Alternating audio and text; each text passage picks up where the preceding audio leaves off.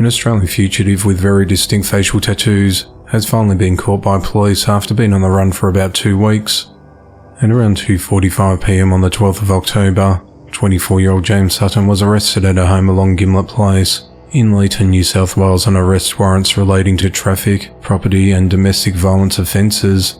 The Murray River Police District posted an image of James on social media on the 28th of September, seeking the public's help in locating the wanted man, saying the man frequents the Deniliquin area on the New South Wales-Victoria border. James appeared to taunt police on social media while on the run. He updated his Facebook profile picture early this week to a selfie in which the lower half of his face is covered. The manhunt sparked significant attention because of his prominent tattoos, including the word beast on his forehead. Game over was also written over 8 of his fingers. One woman commented on the photo, "Cops won't even recognise you now, brah." Following James's arrest, he was refused bail. 35-year-old Bristol, Connecticut resident Nicholas Brutcher shot 3 police officers after luring them to his home. At 10:29 p.m. on the 12th of October, the authorities responded to Nicholas's property along the 300 block of Redstone Hill Road after he made a bogus 911 call about domestic violence at his home. After calling dispatch, Nicholas lay in wait with an AR-15 style gun.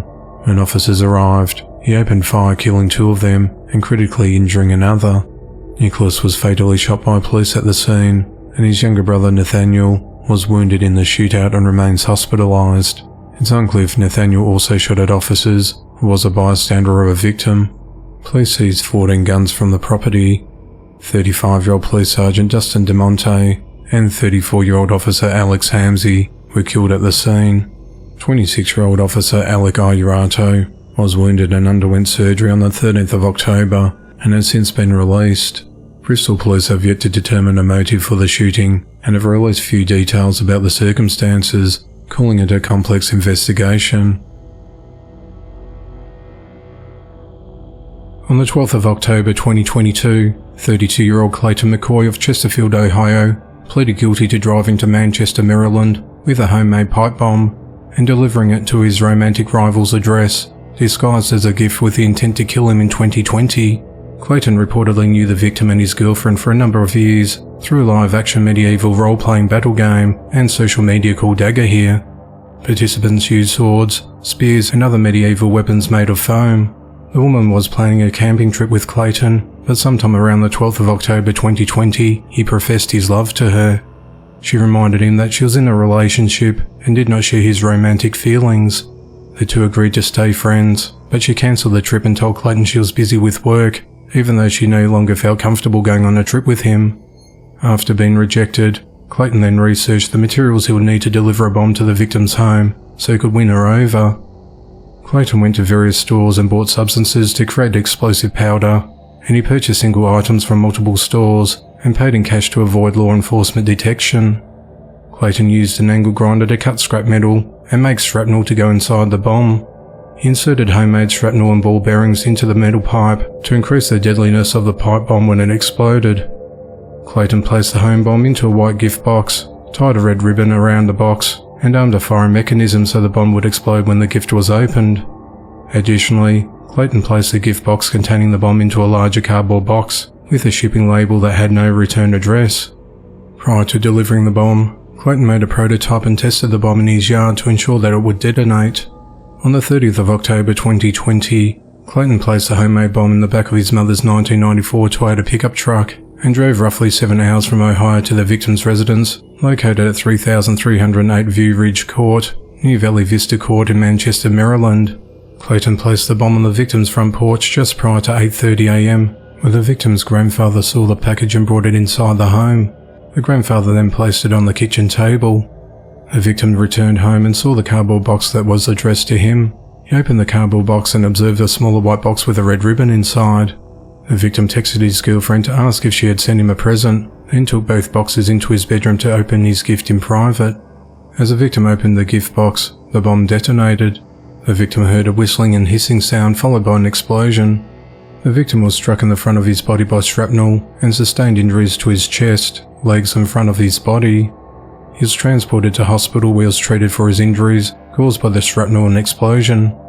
On the 17th of November 2020, the victim was released from hospital. He had to use a walker for 2 weeks following the explosion and underwent multiple surgeries to remove shrapnel from his body and another surgery in his hand. Multiple pieces of shrapnel remain inside his body. The explosion at the victim's residence caused over $46,000 worth of damage to the dwelling and contents. The house was uninhabitable until March of 2021, and the victim and his parents were forced to move out of their home and live elsewhere while the house was under repairs. The insurance company suffered a loss of just over $70,000 as a direct result of the explosion.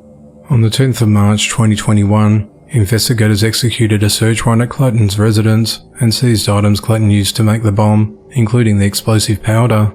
They also found a device used to search for directions to the victim's home. Clayton initially admitted knowing the victim, but denied knowing where he lived. Clayton claimed to have heard about the bombing of the victim through mutual friends, but denied having any role in the bombing. During an interview, Clayton named another individual from the role-playing game who Clayton claimed did not like the victim. Clayton's cell phone, however, pinged his movements from the victim's home and back. Home security video from the victim's neighbour also recorded a pickup truck belonging to Clayton's mother in the area on the day of the bombing. After law enforcement showed Clayton maps of his movements, he confessed to making and delivering the bomb. Clayton faces up to 30 years in prison for transporting the explosives with intent to injure and for possession of an unregistered explosive device. He's held at the Mahoning jail. His sentencing date is yet to be scheduled. Clayton was previously convicted of trying to obtain obscene materials involving a minor in March of 2013 and was sentenced to 4 years imprisonment and is currently on the Ohio Sex Offender Registry.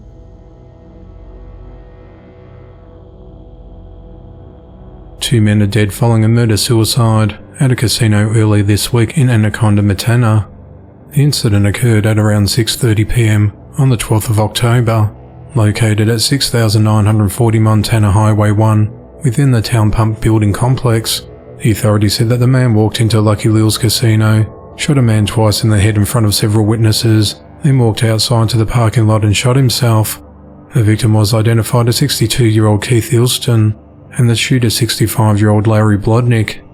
Because of Town Pump's surveillance cameras, the entire incident was on video, and with the number of people who witnessed the shooting, there was no question as to what happened. The motive of the shooting is unknown, as the investigation into the matter continues.